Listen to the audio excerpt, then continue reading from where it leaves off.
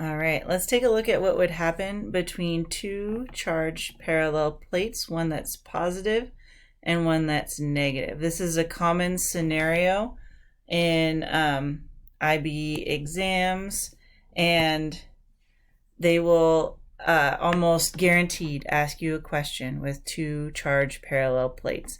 By convention, positive things are generally drawn in red, negative charge is generally drawn in black.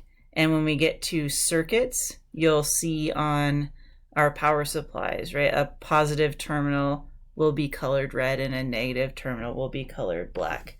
Now remember, we determine the direction of our electric field strength if we imagine a positive test charge was in the region.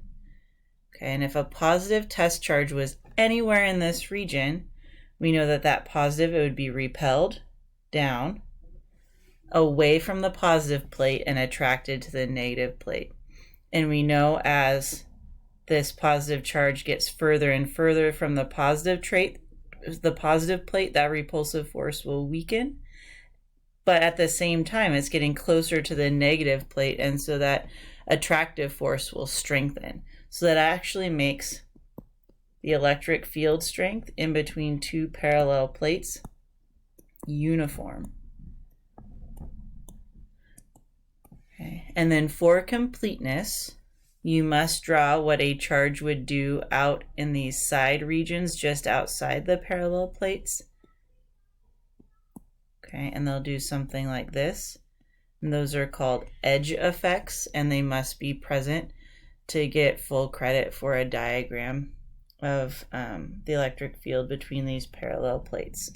If we want to know the distance between these parallel plates, which we will eventually, the distance is just the separation of the plates, typically abbreviated with a lowercase d.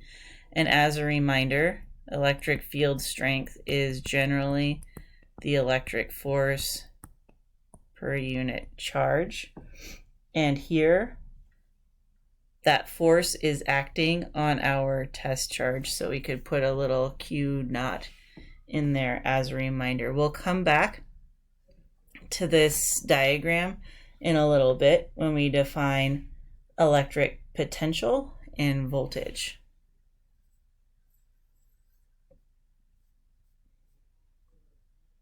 Okay, so let's introduce electric potential. To do that, I want to talk a little bit about gravitational potential. All right, so gravitational potential was a concept that we introduced back in gravity, the gravity part of the field forces unit. Gravitational potential was gravitational potential energy per unit mass, or the work done per unit mass. Okay, so it wasn't potential energy, it's a ratio of how much energy would be done per kilogram. So this would, or how much work would be done, how much energy something has per kilogram. Okay, so let's think about it this way. Up here, over here we've got two scenarios in which a basketball is being dropped. We've got scenario A, a basketball is up high. Scenario B, a basketball is down low. The higher basketball and the lower basketball are both experiencing the same force, right? But as they fall, the basketball that starts up higher has more energy. That force will do more work as it falls a greater distance to the ground. And so there should be more gravitational potential energy up here than in scenario B. Right, so let's say ball A has greater gravitational potential energy, right? Gravity does more work as it falls,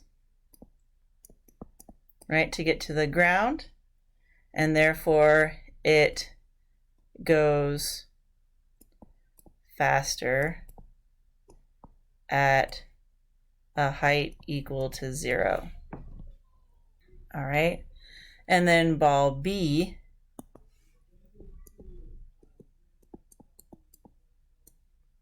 has lower GPE, less work done by gravity, and it goes slower at height equal to 0. Okay, so that's gravitational potential energy, right? There's more GPE with the higher ball than there is with the lower ball. So if we said up here the gravitational potential energy was 10 joules, and down here this is just below halfway, we could say gravitational potential energy down here is, say, 4 joules, right? We can also write this in terms of gravitational potential, right? Gravitational potential is V sub G, right? It's not the amount of joules, it's joules per kilogram, right? So we could say the gravitational potential, if this ball has a mass of 1 kilogram, which would actually be kind of a heavy basketball, the gravitational potential would be 10 joules per kilogram, right? The gravitational potential would be 4 joules per kilogram. Okay, it's just a ratio. And then if we know that's the potential at that particular point, and then if we put like a half kilogram ball right there, right, we'd know that it would have a potential of 2 joules, right? Half of the potential for 1 kilogram. Okay, so it's just a different way of representing energy. So it's not the absolute value of the energy, it's the energy per kilogram. Now, what if instead we look at a similar diagram, but instead of basketballs existing above the Earth, we're talking about small test charges existing between 2 parallel plates. Similar idea, and that's because up in this scenario, the gravitational field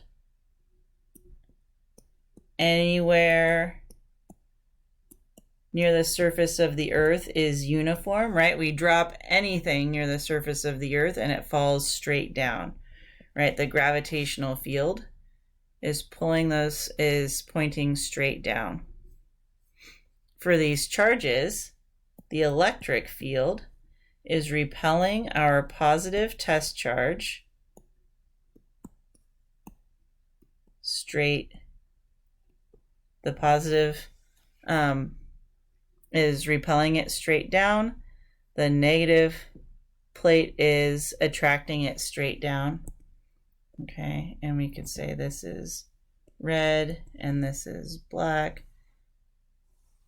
just to be super visual here.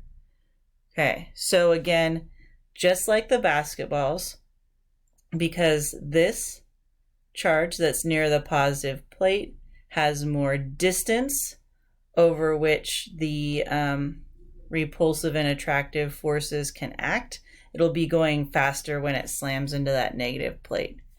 This charge B, has less distance over which that electrostatic force can act, and it will be going less fast when it slams into the plate.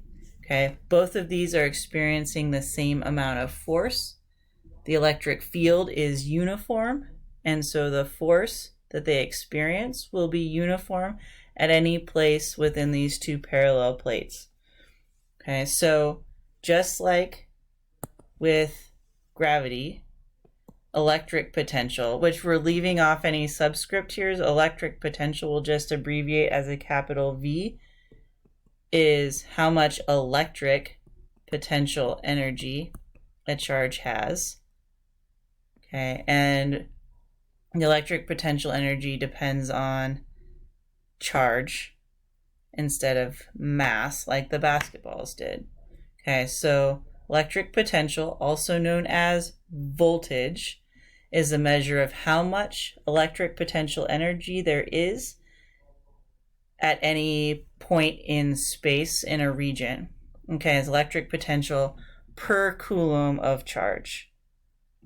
Okay, so you could also write this as, no, okay, so this is in joules per coulomb or volts. And it's really weird. Here's a situation in which you could say that volts are abbreviated in the same way as electric potential, a capital V. So if I asked you for the voltage here, you could say, oh, there is a voltage that is equal to 10 volts, right? The unit and the abbreviation for the concept is the same letter. It makes it less confusing and more confusing simultaneously. Yeah. All right. So we want to know what the voltage is at a particular region, and a way that we can represent that is we know, just like with gravity, the higher you are, the more gravitational potential you have. Similarly here, right, this charge has more electric potential than this one does here, right? If this was, let's say this up here, this bar was 10 volts, then the negative is 0 volts or 0 potential, just like as high as you could go as the highest gravitational potential energy, and the ground is 0. In all cases, when we're talking about electricity, the negative plate will act as the ground, your 0 voltage. Okay? And so if this was 10 volts, maybe this would be like 8 volts. And if a charge is anywhere along this line, the same distance away from this positive plate, that charge would have 8 volts of potential, or 8 joules of energy per coulomb of charge. If you're down lower, what does this look like? 4 volts relatively.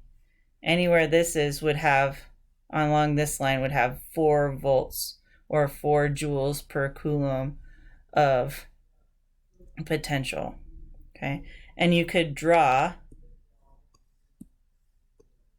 what are called equipotential lines. You could visually represent regions between two places that have the same amount of potential. Okay, so anywhere on this line, a charge would experience the same amount of potential. Anywhere on this line, a charge would experience the same amount of potential. Now, what if we wanted to know how much work was done? Right, work would be the change in energy. In this case, it would be electric potential energy. Okay, but we don't want to know how much the change in electric potential energy. That's not as informative for electricity. We want to know what the change is per unit charge, or what the work, how much work was done per unit charge. Okay, and if we're changing, if voltage is electric potential energy per unit charge, and we're changing the electric potential energy per unit charge, we're changing the voltage. Okay, and this change in voltage, when we put a delta in here, we call this potential difference. Okay, this is called potential difference.